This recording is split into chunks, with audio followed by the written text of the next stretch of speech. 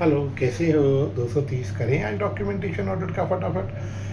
Chapter 6 है audit का, ये एक ही ऐसे है 230 पेपर में ऑन एन एवरेज 5 नंबर का आता है। तो व्हाट इज डॉक्यूमेंटेशन? ऑडिटर की रिस्पॉन्सिबिलिटी है डॉक्यूमेंटेशन करना है, हर ऑडिट एंगेजमेंट का डॉक्यूमेंटेशन करना है। तुम्हें पता है ये ऐसे की जो रिक्वायरमेंट्स है डॉक्यूमेंटेशन की, कोई अदर ऐसे इसको लिमिट नहीं कर सकता। अगर लॉ कुछ एडिशनल चीज़ें डॉक्यूमेंट करने को बोलेगा भाई, तो हमें वो भी डॉक्यूमेंट करनी पड़ेगी। तो डॉक्यूमेंटेशन होता क्या है? इसमें 3 बातें: रिजल्ट्स ऑफ प्रोसीजर, सबसे पहले audit procedure perform, evidences obtained and the conclusion drawn. ये तीनों चीज़ें बन जाती है हमारा डॉक्यूमेंटेशन।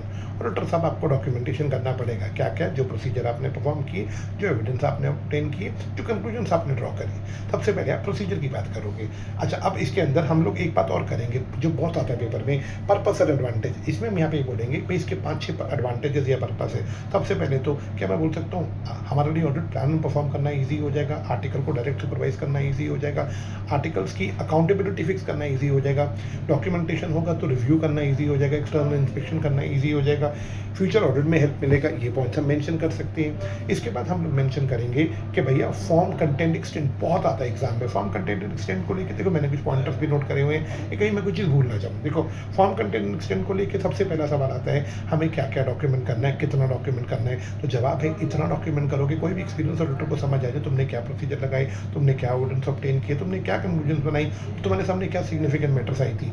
जब भी कोई मैटर लिखोगे तो मेंशन जरूर करना नेचर ऑफ मैटर यानी characteristics of the matter, who perform the matter, who reviewed the matter, और एक्सटेंट ऑफ रिव्यू जरूर मेंशन करना।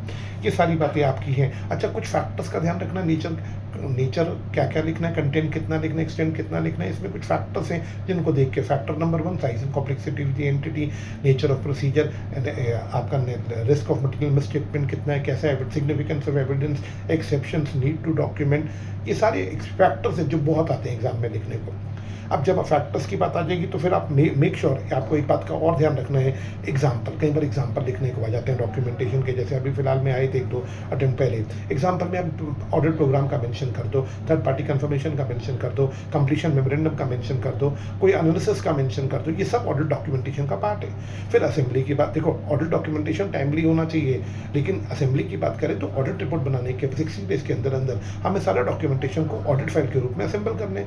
मॉड्यूल में एक क्वेश्चन है कि ऑडिट डॉक्यूमेंटेशन और ऑडिट फाइल में क्या रिलेशन है। तो भैया ऑडिट डॉक्यूमेंटेशन ऑडिट फाइल में तो डाले जाते हैं। ऑडिट फाइल पेपर फॉर्म में भी हो सकती है, इलेक्ट्रॉनिक फॉर्म में भी हो सकती है। ऐसे ये ऑडिट डॉक्यूमेंटेशन किसकी प्रॉपर्टी रहेंगी? सर, ये ऑडिटर की प्रॉपर्टी रहेंगी। अच्छा, अब इसमें एक बात जो बड़ी इंपॉर्टेंट है, वो मेरे को लगता है कि आपको भूलनी नहीं चाहिए।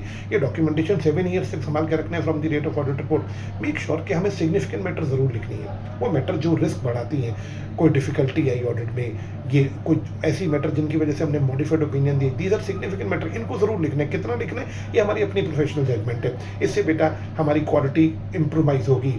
क्या मैं बोल सकता हूँ, रिव्यू में भी हेल्प मिलेंगी अगर सिग्निफिकेंट मैटर्स लिखी होंगी। अब सिग्निफिकेंट मैटर जब लर्न करोगे तो मेक श्योर एक वर्ड जरूर लर्न करना, what is completion memorandum. Completion memorandum एक डॉक्यूमेंट, एक बुकलेट है जिसके अंदर सारी सिग्निफिकेंट मैटर्स लिखी हैं, हमने उन्हें कैसे एड्रेस किया लिखा। अगर हमने कंप्लीशन मेमोरेंडम बनाना ऑप्शनल है हमारे लिए, बट अगर बनाया होगा बेटा तो रिव्यू करना आसान है, हमें फ्यूचर ऑडिट में हेल्प मिलेगा। ये सारी बातें मेंशन करनी है।